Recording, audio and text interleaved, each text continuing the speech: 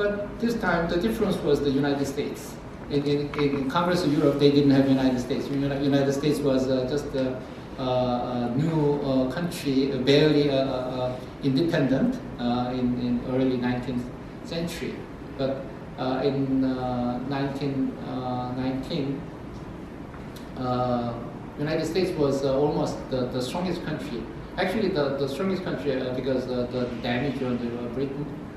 But President Wilson of the United States attributed the cause of war to the old-fashioned diplomacy of the European powers, who had made secret deals among the leaders without the consent of their people and sacrificed so many young soldiers.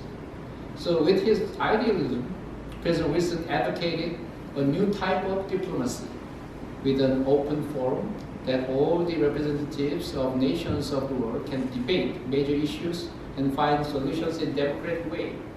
So the difference we see with this kind of new diplomacy is it required all players to participate, and there will be open debate. And we have a new concept of collective security. Before that, there was an aggressor and the victim. The war or conflict was just between them, and others were or lookers on. They were just watching who's winning. But now collective security is everybody has a stake in keeping this security and peace. So if there's anybody who breaches this peace, is the enemy of everybody else. So this is the concept of collective security. And they also needed a permanent body that can prepare and coordinate all these meetings and debates.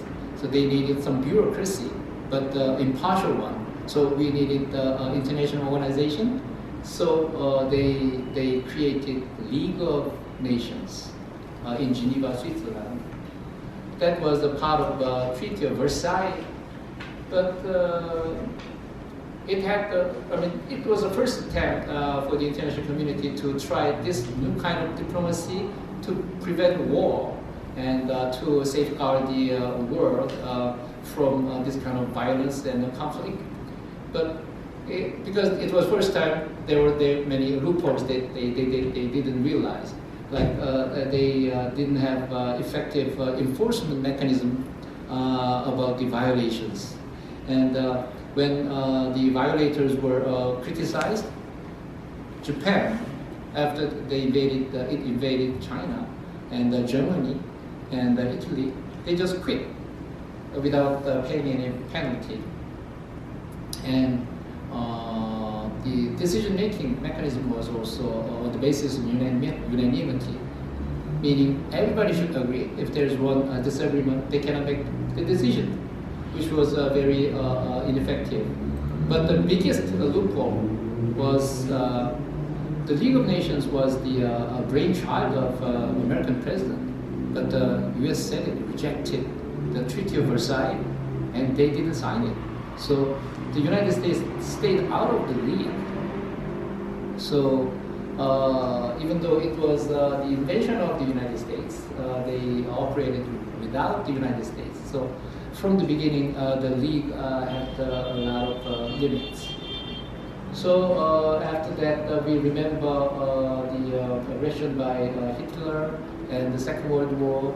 And with the Second World War, the league was forgotten.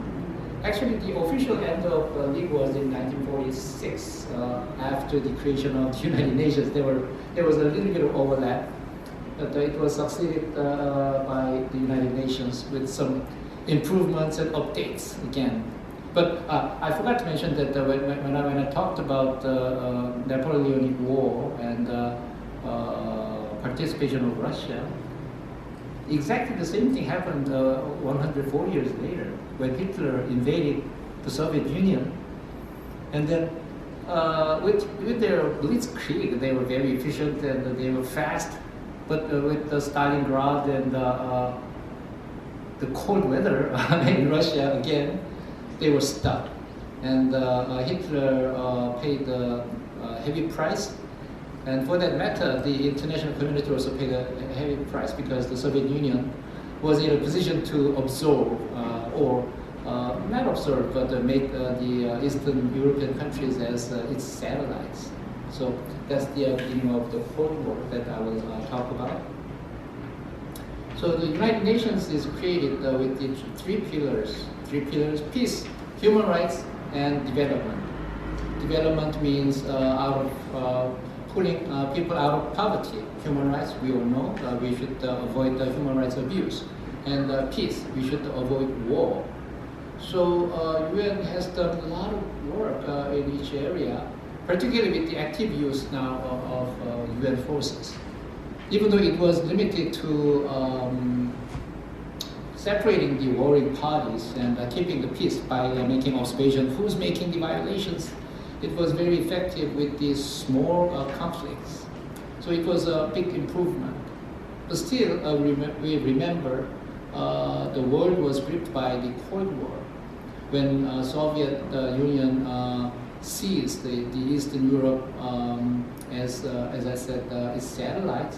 And on the other side of the globe, the Korean War broke out, and the United States felt that this is the beginning of the Soviet expansion, and then the Cold War made the UN as a battlefield of two blocks, the Communist bloc and I would not call it capitalist bloc, but let's say Western bloc.